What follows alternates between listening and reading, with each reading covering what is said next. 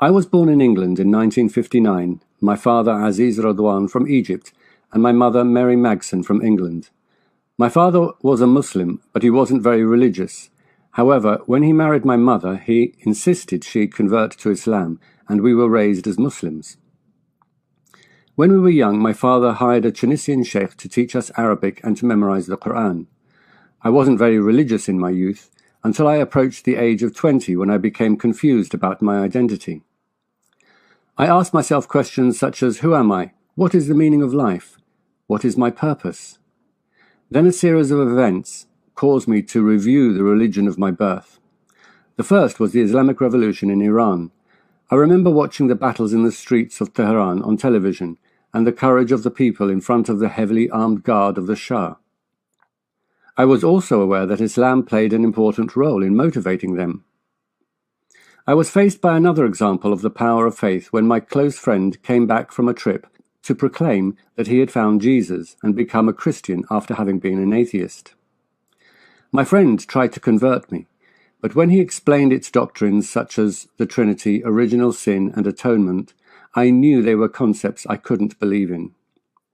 Not long after this came another event in this series, when I saw the famous singer Cat Stevens on television announcing that he had embraced Islam and retired from the music industry. The public was surprised that he would turn his back on fame and fortune for the sake of Islam, but it aroused my curiosity and encouraged me to look again at my religion. The last episode in this series of events was my visit to Egypt with my father. We stayed at my uncle's apartment in Cairo. He was a religious man, and we soon entered into discussions about religion. He gave me a copy of the Quran and made me promise I would read it. So the next day I sat down to read it as promised, with the intention of just reading a few pages. But I found a certain appeal and comfort in reading it, and I couldn't put it down. God is the light of the heavens and the earth. My mercy envelops all things. If my servants ask you about me, indeed I am close. I respond to the call of he who calls whenever he calls on me. And do not turn your cheek in contempt towards people, nor walk through the earth exultantly. Indeed, God loveth not the arrogant boaster. Be good to parents, to kinfolk, to orphans and the needy, and speak kindly to mankind.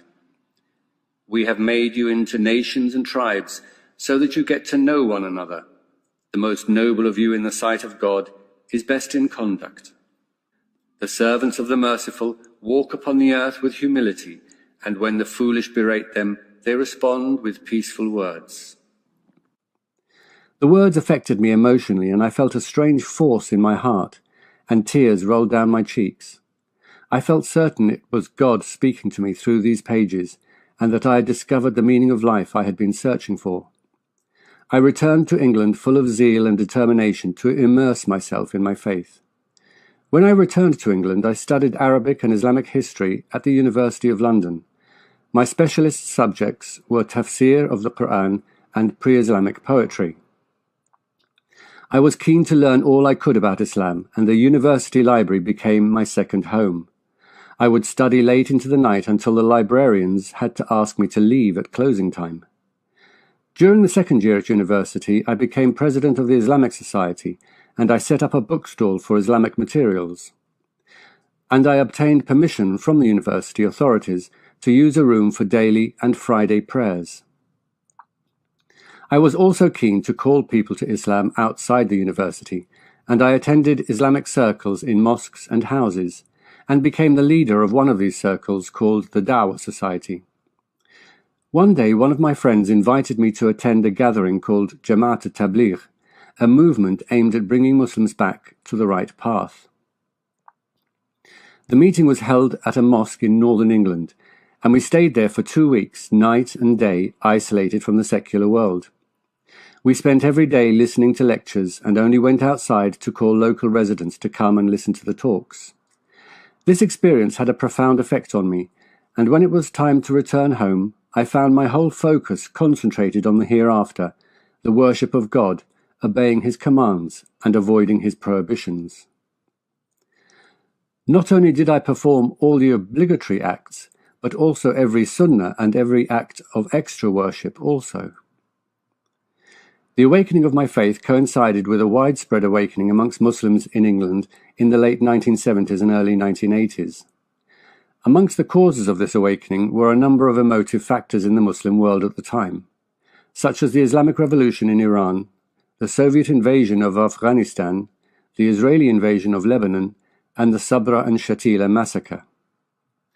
But perhaps the most important of these factors was the funding of Islamic Dawah by the Kingdom of Saudi Arabia. This led to the spread of Salafi ideology in every corner of the world, and the emergence of political groups such as jihadists and caliphate movements. During these years, the number of Muslims rediscovering their faith increased, and our Dawah society became ever more crowded. We organized many activities, including camping trips, museum visits, iftar parties, and the publication of an Islamic magazine that I edited. In 1988, Salman Rushdie wrote his novel The Satanic Verses.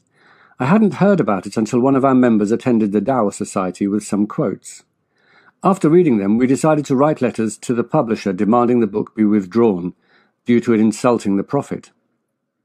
The issue stirred the emotions of Muslims and increased their interest in politics, and as a result, many came to adopt more aggressive politics. Among those attending our meeting was Farid Qasim, a spokesman for Hizb ut-Tahrir. He believed the only solution to the problems facing the Ummah was the establishment of the Islamic Caliphate. He was so extreme that he left Hizb ut-Tahrir to form a more radical party called Al-Muhajirun with his colleague Omar Bakri. Islam places great emphasis on marriage, and it is considered half one's religion. As a result, I was often approached by people advising me to get married. Amongst them was an Egyptian woman called Sister Sharifa, who was always at Regent's Park Mosque and seemed to work as an unofficial matchmaker. She would stand by the entrance to the mosque and ask every young girl entering, "Are you married?" If they answered no, then Sister Sharifa would search for a suitable young man for her. Thus it was that she came to my father's house one day with a girl she considered suitable for me. We met her family and we liked each other, and it wasn't long before we were married. I had 5 children in total, but my daughter Huda died in hospital a week after her birth, which caused me enormous pain. However, I told myself that behind every trial is a wisdom and a mercy, and perhaps the reason was my own shortcomings, and so I resolved to strive even harder to be a good Muslim. After graduating from university, I completed postgraduate studies in education and got a job as a teacher at Islamia School, founded by Yusuf Islam. In those days, I was at the height of my faith and very active in the British Muslim community. I spent 15 years as a teacher at Islamia School, and I wrote 2 storybooks for Muslim children and 2 collections of Islamic plays based on traditional Islamic folk tales. When I first joined Islamia School, Sheikh Faisal was the imam, but it soon became clear that he held some fanatical views, and so the headmaster asked him to resign. He moved to the Brixton Mosque, where he became even more extreme and delivered sermons inciting the killing of Hindus, Christians, Jews, and Americans. It later became apparent that he had influenced one of the London bombers. This led to his imprisonment for 4 years. After that, Sheikh Ahmad Babakar became the imam of the school. He was a humble and spiritual man, belonging to a Sufi tradition. He had a deep knowledge of Islam as well as an engaging and enjoyable style of teaching. One of my friends became a hardline Salafi and gave allegiance to a sheikh who claimed to be the Khalifa. His name was Abu Isa al-Rafa'i. He gave his lectures at the Golborne Road Mosque, where he ordered his followers to emigrate to Afghanistan. My friend gave me a declaration from this sheikh and implored me to join him, but the statement was full of extremist views which I rejected completely. So my friend lifted his eyes to the sky and shouted with a trembling voice, "Oh God, bear witness I have delivered the message! Oh God, bear witness I have delivered the message!" I did my best to dissuade him from his deluded beliefs, but he refused to listen, as though he was gripped by a kind of madness. He then travelled to Afghanistan, and I didn't hear from him until one of his friends returned and informed me that he had been killed there during the sectarian fighting between the various jihadi groups. As for the Caliph, he fled to Britain after his defeat, where he continued to give sermons until his death in 2014. I remember on the day of September the 11th, I was teaching at Islamia School when news of the attacks in America came through. I wondered, how could a Muslim commit this terrible crime in the name of God? How could they misunderstand Islam to this extent? My instinctive response was that there was no connection between the acts of these terrorists and the religion of Islam at all. Islam was completely innocent of them. Either they had a false understanding, or they were just using Islam for their corrupt purposes. They must be driven by political or economic grievances. Or perhaps they are suffering from mental illness. However, many of my colleagues and friends claimed that the Zionists and America were behind this crime. We Muslims love conspiracy theories and swallow them easily without evidence. Whether it is the theory that the world is under the control of the Freemasons, or the theory that the logo Coca-Cola, when reversed, says no Muhammad and no Mecca. However, in reality, they reveal our feelings of inadequacy and lack of control over our lives. Conspiracy theories spread at times of weakness and fear, and when it is difficult to face a bitter reality. So we resort to believing in conspiracies to calm our anxieties and to protect our beliefs. But what really shocked me was that some friends tried to justify and defend these attacks, on the grounds that the victims were not innocent because they voted for the infidel regime that is slaughtering Muslims. Although I tried to distance Islam from the actions of groups such as Al-Qaeda, I realized that there is a dilemma here that we do not want to recognize. Namely, that Islamic texts lend themselves to contradictory interpretations. It's true that the interpretation of extremists don't represent the only interpretation, but it is not true to deny their relationship to Islam completely. There were also events in my personal life that took me out of my comfort zone and forced me to review my life and beliefs, including the breakdown of my marriage. But the greatest blow was my eldest son's illness. He had fallen in with a group of youngsters who were smoking cannabis and unfortunately became very ill and suffers to this day from schizophrenia. Every night I begged God to heal my son, just as I had begged him to heal my daughter Huda before she died. But once again my prayers fell on deaf ears, despite what the Quran says, "Call on me and I will respond to you," and that God answers the distressed one when he calls upon him and removes the suffering. I consoled myself with the usual explanations that we Muslims use at such times, that it is a test, as the Quran says, to test you to see who is the best in deeds, and that God will reward us for our patience, and that God gives us what we need and not what we want, and that there is a wisdom we cannot perceive, or that it's my own fault, as the Quran says, whatever calamity befalls you, it is because of what your own hands have earned. I must have neglected some duties, and I must remain patient and grateful no matter what befalls me. However, I recalled how the Quran mocks the polytheists for worshipping gods that don't answer them. Who is more astray than one who calls upon other than Allah, who doesn't answer them? And say, call upon those you claim other than Allah. They cannot remove your affliction nor change your condition. I asked myself, does Allah really answer prayers? Does He really remove affliction and calamities? Why do we accept many excuses for Allah's lack of response, but when it comes to the lack of response of the gods of other religions, there's only one reason. It is because they are false. Is there a tangible difference between calling on Allah and calling on Alat and Uzza, or calling on Jesus and the Virgin Mary, or calling on Krishna and Ganesh? I was at Islamia School on the day of the London bombings in 2005, and once again many Muslims rushed to conspiracy theories. They pounced on any excuse to avoid attributing problems to the Islamic texts themselves. Despite the many questions that troubled me, I was, up until that time, certain that Islam was true. But I began to review the text of the Quran in a much more critical way, and not in a devotional way, which only views the Quran through the lens of faith. One of the things that disturbed me most was the concept of eternal torture. The Quran describes it as a place of the most terrible forms of barbaric and cruel torture that will never be eased for a moment, nor will it ever end. Those who disbelieve in our revelations, we will burn them in the fire. Whenever their skins are roasted off, we will exchange them for new skins, so that they keep suffering the torment. They will have suits of flames cut out for them, and on their heads will be poured scorching water. If they beg for relief, they will be granted water like molten brass, which roasts their faces. It will melt their insides and their skins, boiling water that will shred their intestines. Never will the torment be eased off them. Never will they get out. They will remain in it forever. How can you blame someone for simply not being convinced by Islam?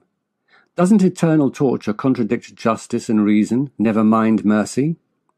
Human beings face many claims from religion, and none of them are conclusive.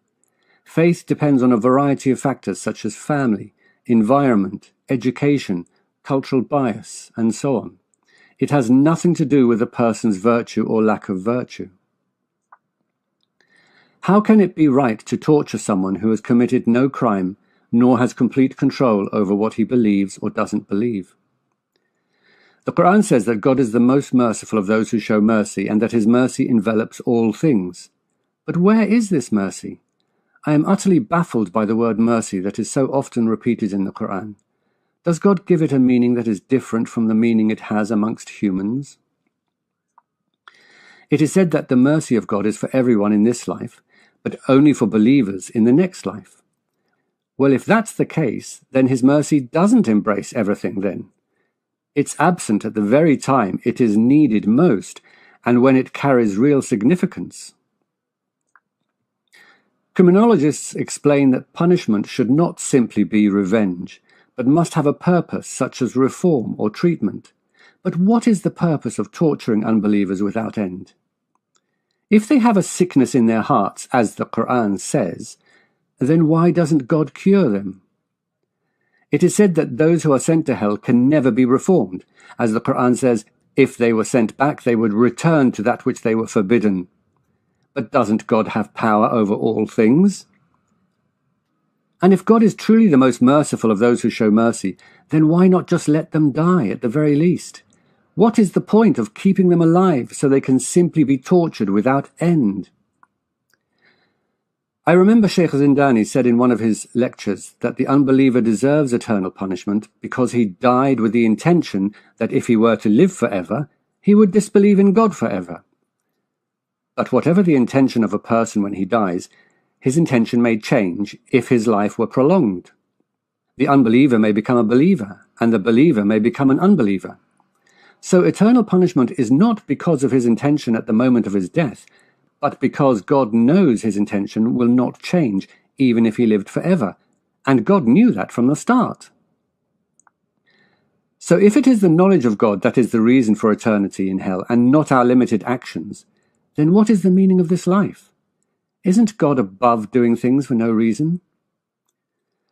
I always used to say that the descriptions of hell in the Quran are merely metaphors and must not be understood literally. But whether those descriptions are metaphors or not, the result is exactly the same, a punishment that causes eternal suffering, whether physical, mental, or spiritual. My questions and doubts continued to multiply. Among them was the following verse in Surah An-Nisa. As for those women from whom you fear rebellion, admonish them, then separate in bed from them, then hit them. Is this really the speech of an all-wise, all-knowing God? Is disciplining a wife by hitting her amongst the divine secrets revealed from heaven? Psychologists agree that hitting your wife is completely unacceptable behavior and is not an effective way of solving marital problems. On the contrary, it can cause psychological harm, as well as being extremely humiliating, even if it is not a harsh beating, as Hadith says. As for those who say it simply means a light tap with a miswak, this turns a serious matter into an absurd farce. Imagine the scene. A husband says to his wife, "Darling, I tried to explain, and I tried temporary separation, but to no effect. So now I want you to stand still for a moment while I make some light taps on your shoulder with this toothpick." It's utterly absurd. I tried many times to make sense of this verse to calm my doubts, but I had no choice other than to be honest with myself. I simply couldn't believe that this was the speech of the creator of the universe. I could no longer ignore the many other verses that caused me turmoil, such as those that allow the possession of slaves and sex with concubines, or that stipulated punishments such as flogging and amputation of hands, or that contain stories that contradict reason such as Gog and Magog trapped behind a wall until the day of judgment, or Solomon and his talking animals, and the jinn who didn't realize Solomon had died until an insect ate his walking stick and he collapsed, the whale that swallowed Jonah, the squadron of birds that defeated an army with stones, the story of Adam and Eve, or the story of Dhul-Qarnayn, which resembles the Alexander myths that are well-known fictions. I felt like I had woken up from a long sleep. The major proof that Islam is true according to Muslims is the miraculous linguistic nature of the Quran. But I now ask myself, where is this miracle? All I see are human words. There is nothing I can honestly say is outside human ability. The Quran says, if you are in doubt about what we revealed to our servant, then bring a surah like it. Well, yes, I am in doubt, and it's true I can't bring something like it. But does that mean it is from God? I also can't bring something like Shakespeare's plays. Is this proof they're from God? Each author has his own style, distinct time, and unique environment. If the challenge is to produce works exactly like theirs, then that's impossible, no matter who the author is. However, if the challenge is to produce better works, then this challenge is a matter of opinion. It's like saying, my wife is the most beautiful woman in the world. Bring another like her if you are truthful. It's subject to factors such as emotional attachment and confirmation bias. Even at the time of Muhammad, many Arabs didn't consider the Quran to be a miracle and ridiculed it. They only accepted Islam after a long and violent struggle. Likewise, during the golden age of Islam, there were some scholars and writers who didn't believe in the miraculous nature of the Quran. It's often said that the miracle of the Quran cannot be rejected without a deep knowledge of grammar, language, and eloquence. But if this is true, the opposite is also true. It's impossible to believe in the miracle of the Quran without a profound knowledge of grammar, language, and eloquence. But most Muslims don't understand Arabic, never mind the intricacies of eloquence. Despite this, every Muslim, regardless of his language or level of education, is certain that the Quran is a miracle outside the capacity of humans. The truth is that humans have an instinctive tendency to accept information that is consistent with their beliefs, while not paying equivalent attention to information that contradicts them. As for the scientific miracles so widespread in our day and age, when I looked into them, I soon realized they were nothing more than ridiculous delusions and nonsense. Even the great scientists of the Islamic Golden Age never made such claims. By 2006, my faith had dwindled to the extent that I felt I had to resign from Islamia school, and I got a job teaching over the internet, which allowed me to take care of my children and my aging mother who was suffering from Alzheimer's. I tried to forget all my doubts and just occupy myself with daily duties. However, I didn't notice that depression had crept up on me and that it was gradually increasing. After 3 years, I went to the doctor and she prescribed antidepressant pills, but those pills caused me to attempt suicide. It was the worst moment of my life and a shock to my family, who didn't realize I was going through such an ordeal. They stepped in to relieve me of some of the burdens I had been struggling with on my own, and my brother insisted I stay with him for a while on his farm in the countryside. My stay in the countryside gave me the opportunity to think and meditate. I realized that loss of faith has stages. The first is denial and an insistence that there is no problem. The second stage is anger and blame. Anger at critics of Islam and throwing blame on others. The third stage is a tendency towards reform movements that call for a new understanding. The fourth stage is depression and feeling that there is no purpose to life. The last stage is acceptance of reality and coming to terms with the new situation. I don't have the answers to the big questions such as the meaning of life or if God exists. But I do know I don't believe in Islam nor any religion. In my opinion, all religions are man-made. This doesn't mean I hate Muslims. Quite the contrary, I feel enormous empathy towards them. And I know that most believers are peaceful and good. And I know that religion brings a great deal of comfort to millions. But although I'm not against religion, I do call for the non-interference of religion in the life of an individual, and for freedom of thought and freedom of conscience, and the right of a person to choose what he believes and doesn't believe without punishments, threats, or pressure. Man finds comfort in certainty and doesn't like to admit ignorance. But as the philosopher Voltaire said, doubt is an uncomfortable position, but certainty is an absurd one. Metaphysical matters cannot be known for certain. As a result, humans created religions to give them certainty and peace of mind in a world full of dangers and fears. But if there really is a truly wise God, he would not punish us for not believing in that which we cannot believe. On the contrary, he would want us to be honest with ourselves. Since I became open about my disbelief in Islam, many have accused me of offending God. But I ask you honestly, who is really offending God? The one who says that the merciful of the merciful tortures his creation without end? Or the one who says that if there is a God, he must be higher and greater than that?